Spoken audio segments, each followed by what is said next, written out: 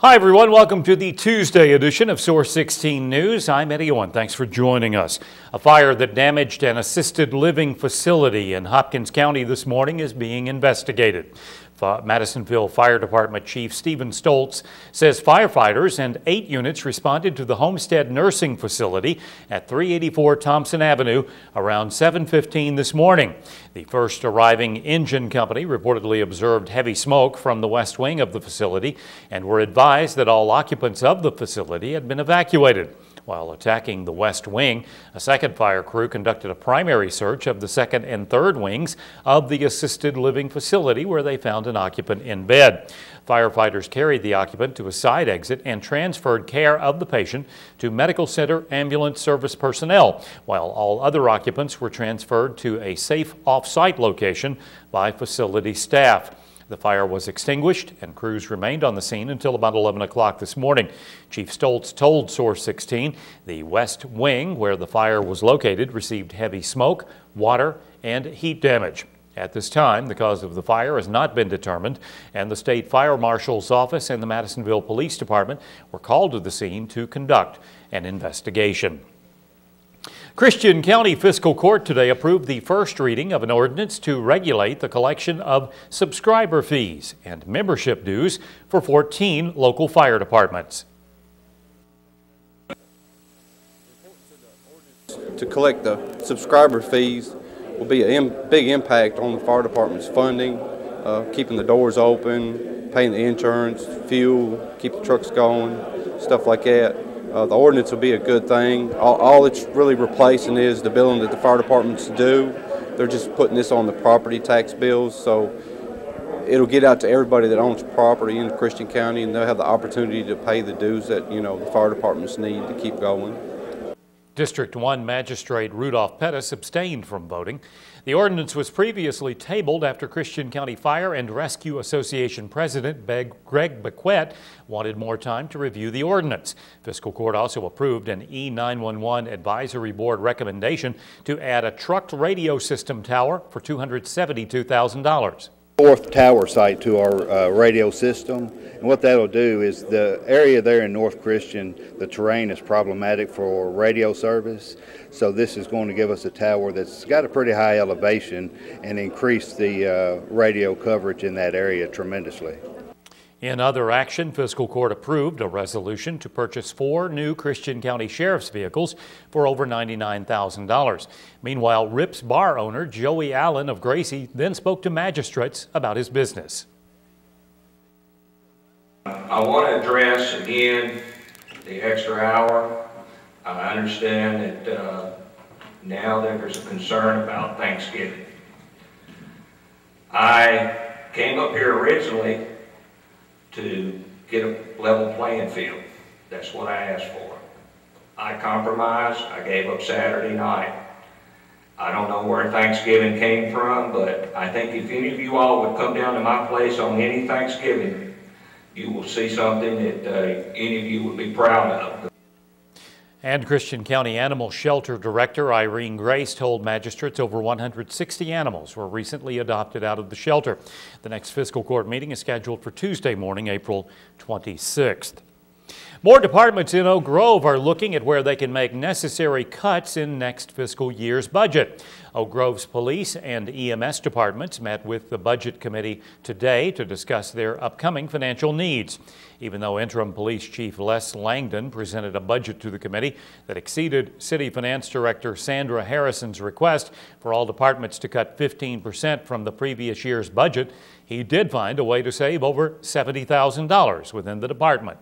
It looks like we were typically spending about 15% of our police salaries in overtime, and I think with better controls, and we've already started doing it, that we can knock it down at least 10% in that area, so that's going to save us $70,000 across the salaries on the policemen.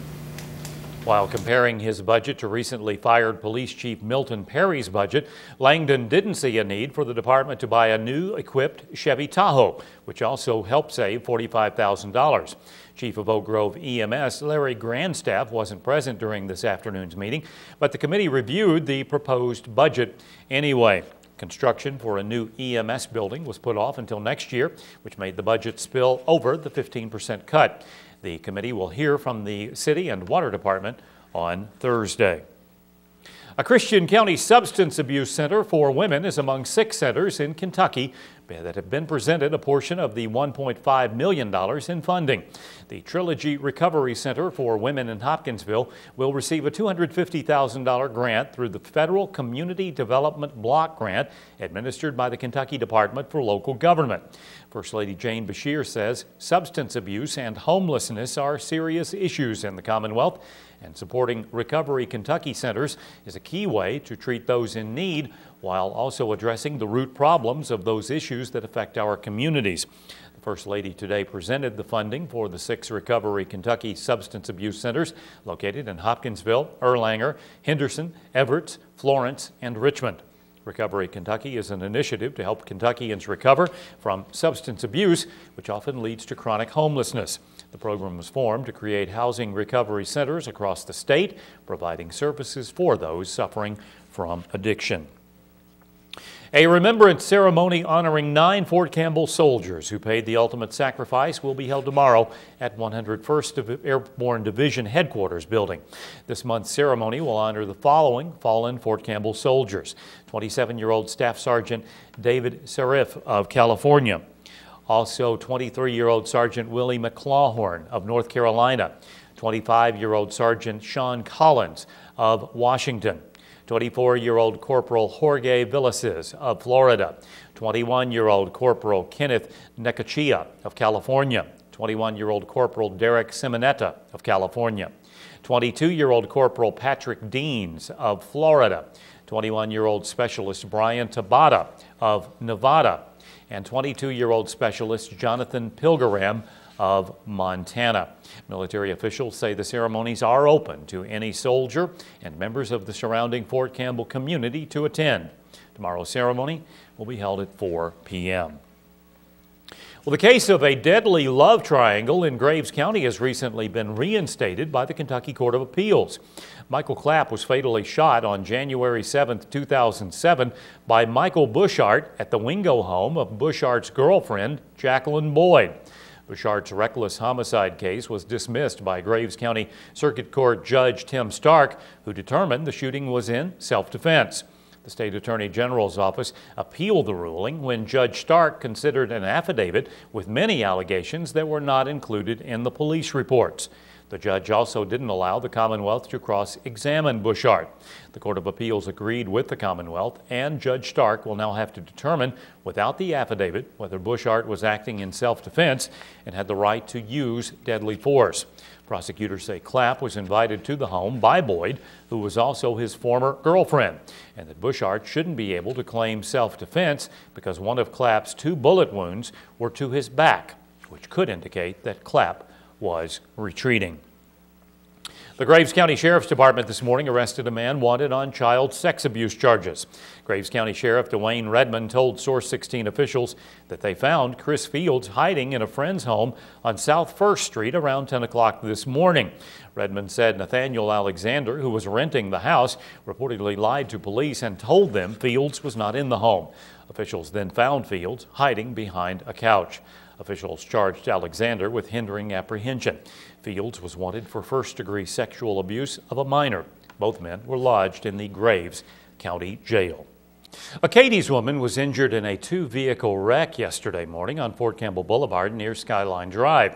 According to Hopkinsville police, the collision occurred around 10:40 when 20-year-old Jessica Killebrew of Cadiz tried to cut across traffic to make a left-hand turn onto the boulevard from the Holiday Inn parking lot and pulled into the path of 49-year-old Kevin Lee of Hopkinsville. Killebrew was transported by ambulance to Jenny Stewart Medical Center for treatment. A Herndon man was arrested on a warrant yesterday for allegedly assaulting and holding a Trigg County woman hostage. 28-year-old Miles Cahey III of Caledonia PD Road in Herndon was taken into custody by the Christian County Sheriff's Department on the strength of a Trigg County warrant signed by Judge Jill Clark. The warrant states that on April 9th, Cahey committed second-degree assault by repeatedly hitting Jay Womack of Cadiz with a firearm on the head and extremities. He also allegedly used some type of sharp or pointed instrument and tried to cut her throat, leaving 5 long wounds on her neck. According to the warrant, Cahey also restrained Womack from leaving his home and ordered her at gunpoint to remain in a specific location within the residence. Womack reportedly was able to escape when Cahey went into another room of the home. Cahey was arrested on West 7th Street around 10:20 last night and lodged in the Christian County Jail. 2 Christian County high school students were taken into custody last month for having drugs on school property. According to reports released today by the Christian County Sheriff's Department, a 17-year-old white male was taken into custody on March 21st after he was brought into the office by Assistant Principal Kevin Kreider, who had received information that the student may have an illegal substance on him. When the juvenile was asked to empty his pockets, he reportedly produced a Marlboro cigarette box from his athletic shorts underneath his blue jeans that contained a few cigarettes, a lighter, and a small quantity of marijuana wrapped in plastic. He was charged with possession of marijuana. Meanwhile, the following day, a 16-year-old black male was reportedly brought to Assistant Principal Kreider's office after he had left the campus earlier in the day with another male and then returned to campus. When Kreider reportedly asked the student to empty his pockets and take off his shoes, school resource officer Detective Steve Tucker saw 4 baggies of suspected marijuana wrapped in plastic in the juvenile's shoe. At that point, police say the juvenile jumped up from the chair and began to run toward the closed office door, where he reportedly tried to push a coach out of the way, but was wrestled to the floor by Detective Tucker. Police say the student then got up and tried to throw a computer monitor at Kreider, but put it down and ran toward the office window and tried to open it, but it was locked. Detective Tucker then pulled his taser, and the student stopped and complied with police commands. The 16-year-old was taken into custody and charged with disorderly conduct, resisting arrest, and trafficking in a controlled substance within 1,000 yards of a school. Get ready, tonight's Mega Millions jackpot is $58 million. Wednesday's Powerball jackpot is $27 million.